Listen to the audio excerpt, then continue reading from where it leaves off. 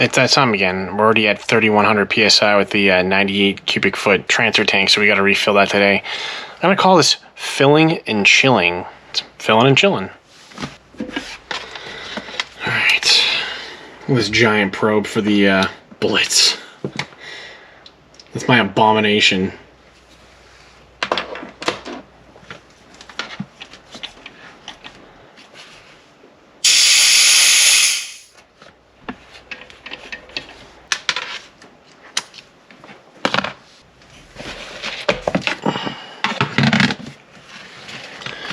Alright, let's go downstairs.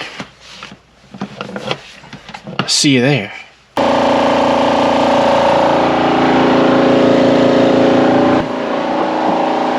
Alright, I have to put 1,100 PSI in that tank, so if you've been following my video, let me know how much is in that tank to start with. Should be pretty obvious, so let me know. Once again, let there be light! I don't think I need that in my face anymore. Okay, so this is my first Fillin and Chillin video. First thing I want to go over is the carnage for this week is gonna be watermelon, avocado, we got oranges, pineapple, a ton of sodas, obviously. I think I have to eviscerate my paint can collection because they just got infested with a ton of bugs, so I might get like a road flare or something and just shoot the crap out of spray paints. So if you want to see that, let me know that as well. But I wanted to go over, I shoot the Gauntlet enough, I might as well go over some of the things pros and cons, if someone's interested in getting one or something. I feel like I'm a pretty good candidate to give my opinion on it, so let's go over that right now. Pros and cons of the Gauntlet 2. I would say pro immediately would be the price, and then immediately after that would be the ratio of price to power. So very affordable to have a 30 caliber at nearly 1,000 feet per second for under 500 bucks. Then you get the pretty decent sized tank. And you're talking it's going from here to here. The neck stops there, so the bottle is pretty significant. It comes with 2 magazines, which these I've never had an issue with. I won't feed these, these are just a tiny bit too tall. But other than that, these feed pretty much everything. I got 2 more mags when I ordered it. I'm pretty sure this came with 2 when you get it. And then if you're running off the bottle, 4 mags is pretty much enough right before you refill. So that's kind of where I just stuck with it. 4 mags, refill. I don't see a point to getting too much more unless you're tethering maybe like with it and you just want to have it ready to go. But for my use, 4 and I'm good to go. Let's see. It's very accurate. It's reliable. For the $500 you get one hell of a gun, but there are a couple quality condition issues. Let me go check in the compressor real quick. First issue for any PCP, way to fill. But that goes for any PCP. So you're beyond hand pump, you're gonna need a transfer tank or a compressor. You're gonna have to figure that part out. So this right here, a lot of people don't like that. It's very hard to cock back. They make a side lever modification for it, so hopefully that would clarify some issues with people with this particularly. But you're gonna have to send it out and get the work done, so that's a con. For me, I don't really care. I give it a good yank back every time. I never have an issue. Just you got to be rough with it. Con, the stock.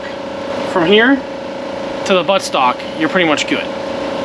It's just this part that feels very, very chintzy. The quality on this could be better.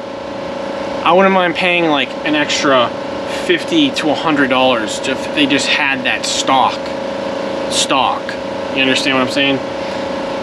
The stock. Like, it'd be great if they just had an upgrade, because now I don't want to have to buy a whole aftermarket kit. It's not to the point where I'm going to do that. I can get away with it. I think it's manageable. It just has a lot to be desired. Other con, without a moderator, you're probably gonna be running into some issues with how loud it is. It is pretty loud. I would highly suggest getting a moderator. And then with getting a moderator comes the price. You're talking, this is almost 2/5 the cost of the PCP itself. Adding on to that cost, I mean, you can get away with, I mean, there's nowhere to put irons in the front. Maybe you could, there's some attachment you could put on there, like something for the tank that you can get another sight on a rail or something. But with a scope or whatever, red dot or whatever you like to use, then obviously you're just talking on your preference scale, however much you want to put into it. So that's all up to you. I get away with putting on $30 red dots on things and just trying to see what I can get out of it, while also putting a scope on it that costs more than the gun itself. But I was never even like that with scopes before, but this is the first scope that I ever really dumped money into. It's honestly one of the, it's unbelievable to look through the glass in that thing. And on the scale of scopes, this thing isn't even on the spectrum of what is really out there. All right, let me go check the compressor again. All right, we're almost done. So I'll talk about the scope later if people want to me to go on that, or maybe I'll just bring it up later. I'll go through a couple scopes, because I have scopes that are half the price, a quarter of the price, ones that just come with like certain pellet guns stock with it. I have my B-Man one that just, that's what I have on it. It's just the one that was stock with it. That's what I use. Sometimes I just take it off and maybe I'll use irons. Cons. Oh, another pro would be that this cylinder fills up to 4,500 PSI. I mean, it's really kind of confusing because steel tanks usually only fill to 3,000, but you can see right on the bottle here, it says 4,500 PSI. The gun's regulated at 2,900 PSI, so I guess that's another pro.